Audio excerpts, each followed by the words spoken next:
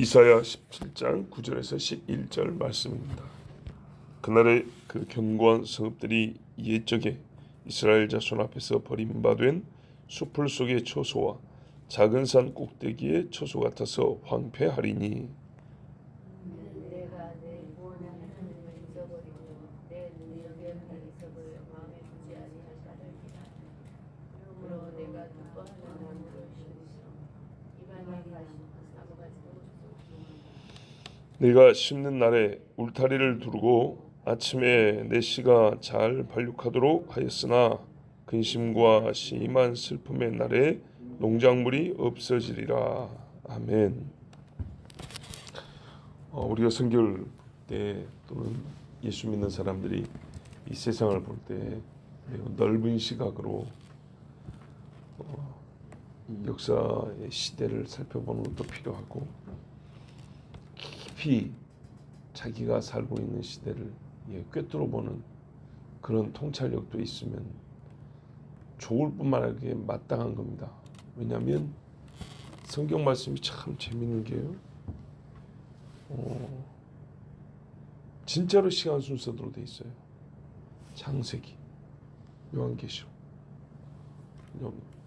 만든 이야기부터 끝나는 또 새롭게 만든 이야기. 그게 뭐 진짜 시간 순서예요. 그래서 성경을 보면 내가 역사의 시작부터 마지막 그 중에 어디만큼 있는 걸 알 수가 있어요.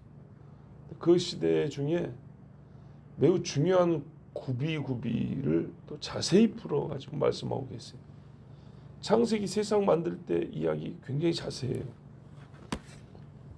그리고 예수님 때 이야기가 또 자세해요. 그죠? 그리고 마지막의 이야기도 아주 자세해요. 그 긴 시간 중에 특별히 이런 마디 아주 자세하게 말씀할 때가 있어요. 망하려고 하는데 다시 일으키는 그런 역사적 순간 이야기는 자세하단 말이에요.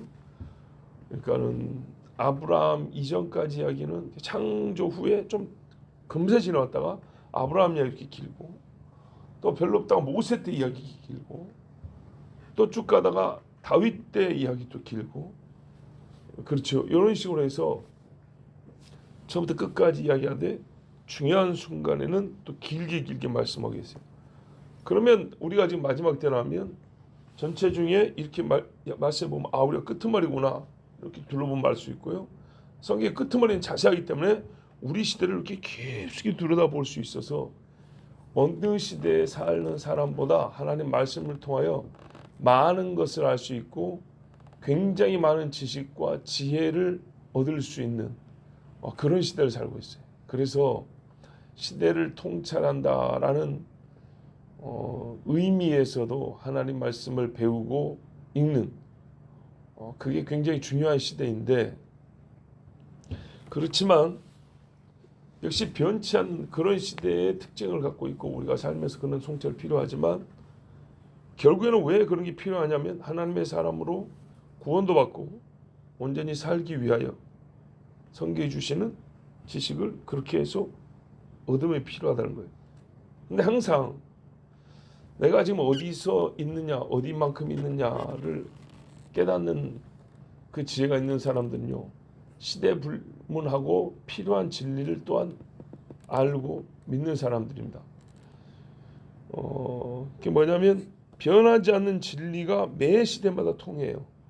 변하지 않는 진리를 붙드는 사람이 변하는 세상도 이겨내고 하나님이 말씀하시는 바를 깨닫고 그 시대를 또한 리드해 간 인도해 간 하나님끼리 인도하는 그런 사람들이 될 수 있습니다.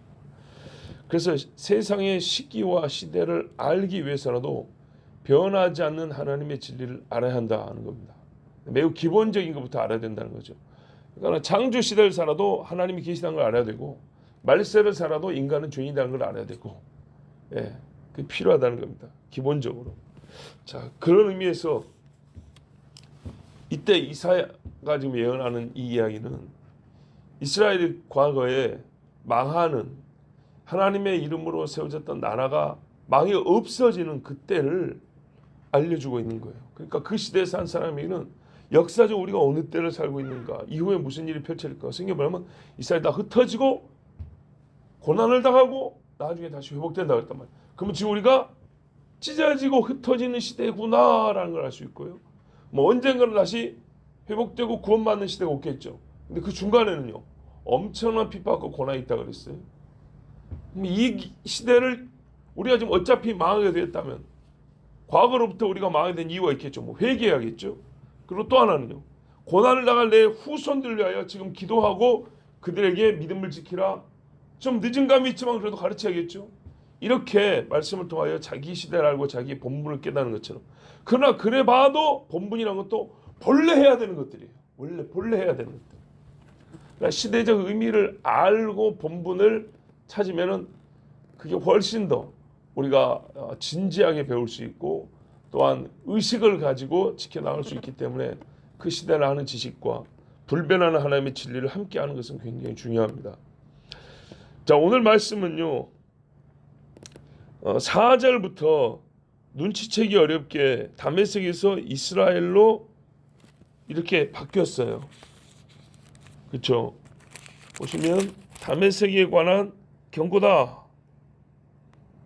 그래놓고 4절 되니까 그날에 야곱의 영광이 쇠하고 이러면서 다메섹이 망할 때쯤에 다메섹만 없어진 게 아니라 야곱도 같이 망한다.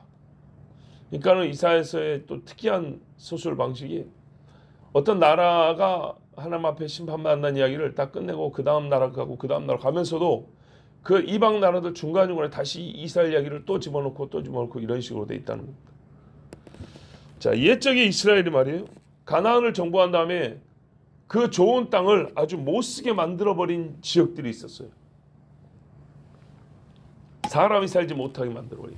어떤 것들이냐면 가나안 그 우상들의 산당들, 제단들, 귀신 섬기는 신전 같은 거 있죠. 요런 데 그냥 아주 박살을 내버렸어요. 처음에 들어갔을 때, 여호수아랑 처음에 들어갔을 때. 그래서 그 나무 목상들 찍어버리고 뭐 금이나 쇠로 만든 것들 녹여버리고 막 더럽혀버리고 깨서 버려버리고 또 사람들이 못 가게 길도 막아버리고 산에 있는 그 당집 같은 것들 다 부셔버리고 그래서 나중에는 짐승들만 그냥 오다 가다가 거미줄 쳐져 있고 먼지가 쌓여있고 비바람이 망가지고 날려가고 그냥 폐해가 되게 만들어버렸어요. 잘한 거죠. 잘한 거였어요. 자, 그런데 이스라엘이 하나님을 버리니까 어떻게 했냐면요, 그 집을 제 손으로 다시 만드는 거예요. 다시 짓고 더 멋지게 짓고 크게 짓고 또 가나안 백성보다 더 열심히 거기서 제사를 지는 거예요. 그러자 어떻게 했냐, 하나님이 처음에 너희가 망가뜨려버리고 사람이 들어가지 못할 정도로 그 길도 없애버렸으니까 그래 한 것처럼 이스라엘 너를 내가 그렇게 만들어버리겠다. 이게 9절이에요. 그날에 그 견고한 성읍들이 옛적 이스라엘 자손 앞에서 버림받은 수풀 속에 처소와 작은 산꼭대기의 처소 같아서 황폐하리니. 이스라엘이 망할 때 옛날에, 여기서 옛적이라고 그러잖아요. 과거에 이스라엘 자손이 없애버렸던 그 우상 숭배의 흔적들, 그처럼 이제는 이스라엘을 그렇게 만들어버렸다. 원문은 조금 달라요. 우리 번역은 의역을, 그 뜻을 풀어서 번역을 하는 거. 원래는 어떻게 했냐면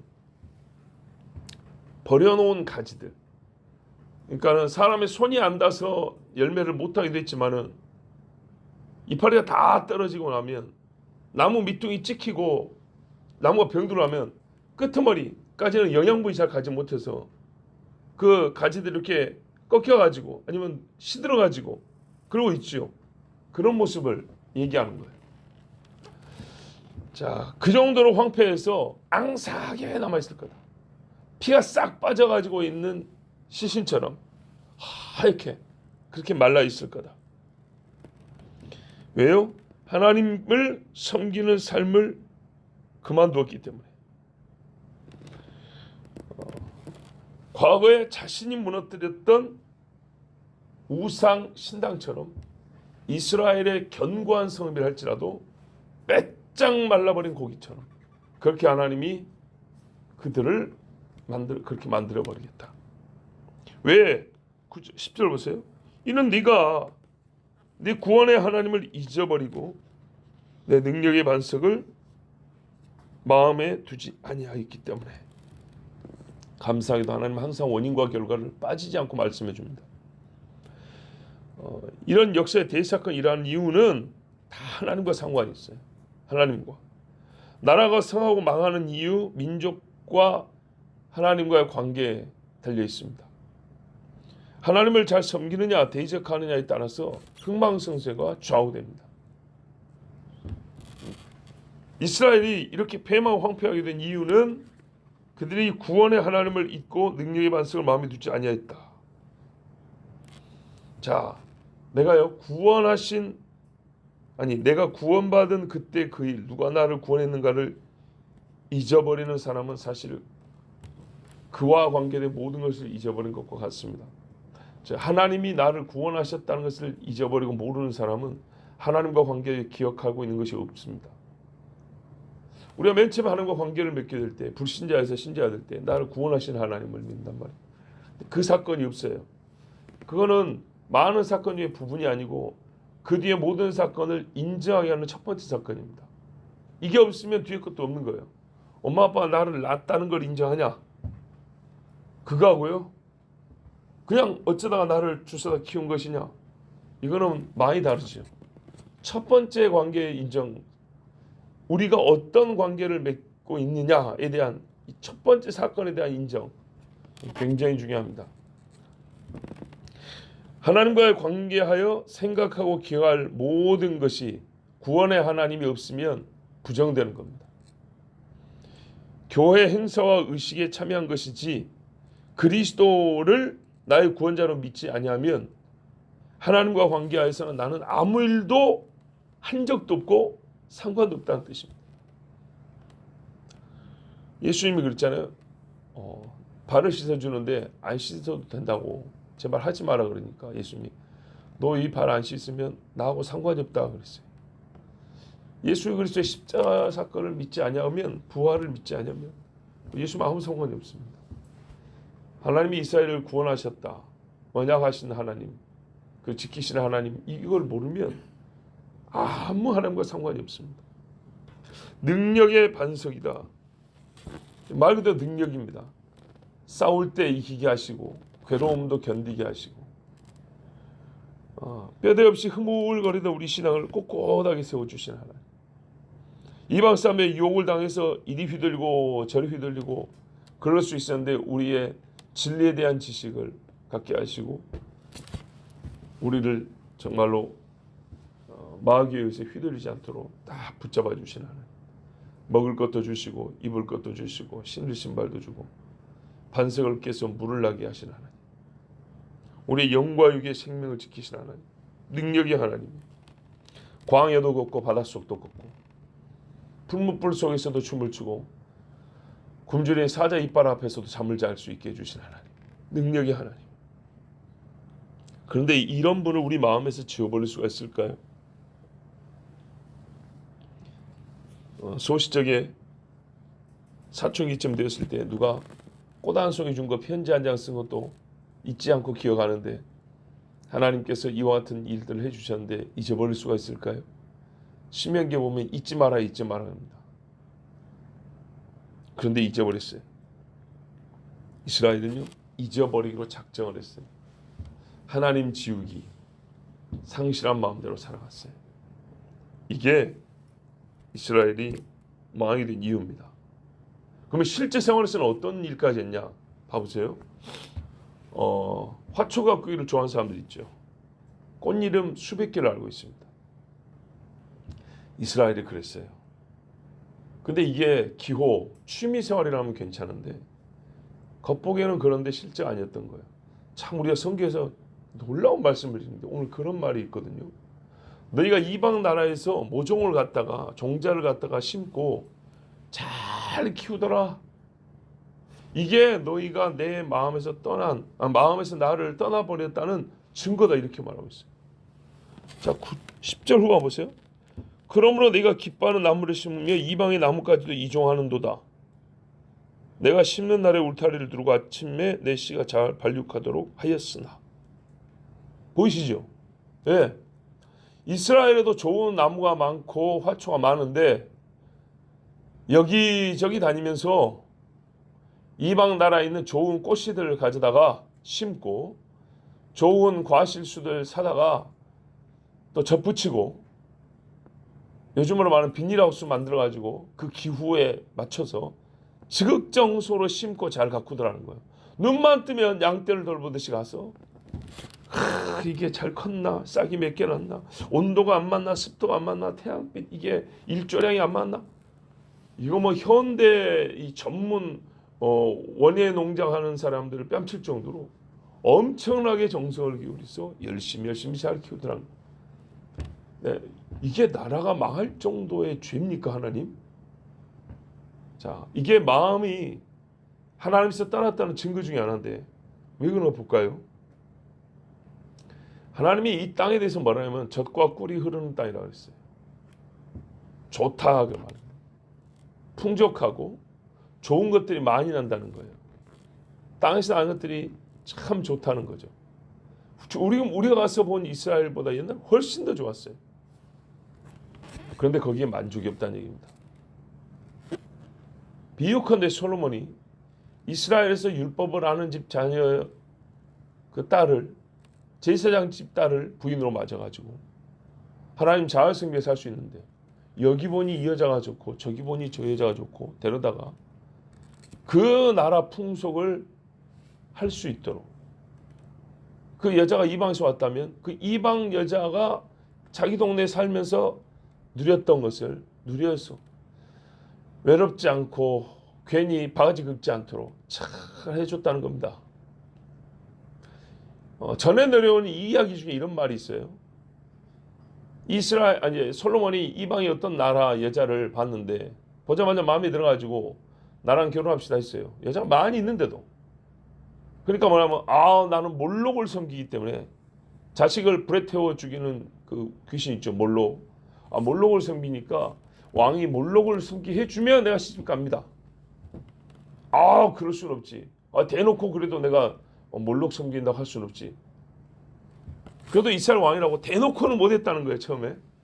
그러니까는 이야기가 그래요. 이 여자가 뭐라냐면 그러면 왕이 직접 몰록을 위한 신당을 세운다든지 뭐 그러지는 말고 이렇게 하시죠. 메뚜기 5마리 잡아가지고 몰록을 위하여 하고 이렇게 죽이십시오. 메뚜기 5마리? 뭐 별거 있으랴? 그러지 뭐. 신당 만들어서 제사하는 것보단 훨씬 쉽고 별로 의미 없게 보이잖아요. 그래서 메뚜기 5마리 잡았고 몰록을 위하여 죽어라고 메뚜기 5마리 죽이고 이 여자를 데려갔다는 거예요. 근데 결국에는 그래갖고 데려간 여자가 몰록 신당을 세우게 만들어버린 거예요. 그 메뚜기 5마리 죽이는 게 몰록을 섬기는 어떤 종교적 의미가 있는 걸 또 모르고 결국 그게 시작된 거예요. 이런 식으로 해가지고 수많은 이방 여자들이 솔로몬 집으로 들어와서 솔로몬의 마음을 뺏어갔다. 이게 내려오는 이야기 중에 있어요.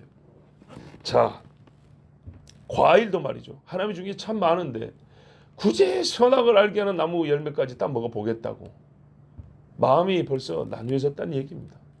이 땅에 나는 좋은 것들 하나님이 깨끗하고 좋고 먹을 수 있는 것들을 많이 줬는데도 이걸로 만족하지 못한다는 얘기예요. 그래서 내가 찾겠다. 내 입에 맞는 것. 내가 보고 싶은 꽃, 내가 먹고 싶은 과실수 내가 찾아가 직접 내가 심어가지고 걷어서 먹겠다. 자, 이제 마음을 하시겠죠. 하나님께 감사하는 것도 없고 만족함도 없고 더입니다. 그것도 어떻게 하나님 좀 더 먹고 싶은데 더 주세요도 아니고 내 힘 많고 내 지혜로운데 내가 하지. 그래가지고 입안의 끝을 싹 갖다가 하나님 본래 주신 음식은 내버려버리고 자기들이 찾다가다가 입에 맞는 걸로 가득 채워서 키워서 먹는 거예요. 근데 그 마음이 본래 하나님 주신 것을 돌볼 여력이 없을 정도로 마음이 온통이 여기에 쏟아져 있는 겁니다. 꽃 하나 키우는 것에도 우리 믿는 사람들 말이죠. 취미생활 좋죠. 예. 그런데 하나님을 섬기는 것 까지 저버릴 정도로 하나님이 주신 갖고 있던 귀한 것을 그 감사와 귀함을 잃어버릴 정도로 이렇게 되면 이거는요 죄입니다. 그냥 다른 게 아니고 죄예요. 죄. 하나님을 잃어버린 거 똑같아요. 자, 하나님으로부터 멀어진 마음 그 증거가 이스라엘 사람들이 가꾸는 화초와 과실수 나무에서도 그게 표가 나타났다는 겁니다.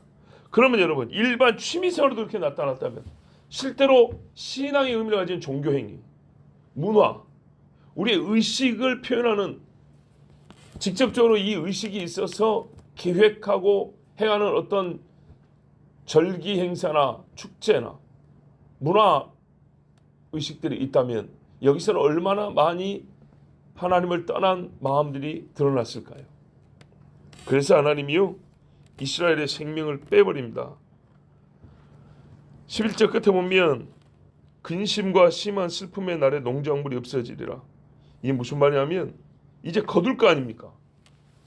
거둬야 될 때 아무것도 없게 만든다는 얘기예요. 그렇게 지극정성 돌봤는데 짐승이 와서 해치지 못하고 도둑도 못 들어가게 하고 울타리를 두르고 최상의 농작법과 원효공법을 길렀는데 정작 이제 수확하고 그 꽃을 좀 보고 향기도 좀 맡고 열매도 좀 거두려고 하는 그 찰나에 큰 기대를 가졌겠어. 그 큰 기대를 거꾸로 뒤집어서 큰 슬픔, 딱 그만큼 괴로움과 슬픔을 겪게 한다는 거. 왜요? 싹 밟아버리고 태워버리고 뜯어가버리고 열매는 걷어가버리고 뺏겨버리고 이래서 결국 내가 헛짓을 했구나, 헛된 데 마음을 다 썼구나, 이거를 알게 한다는 겁니다.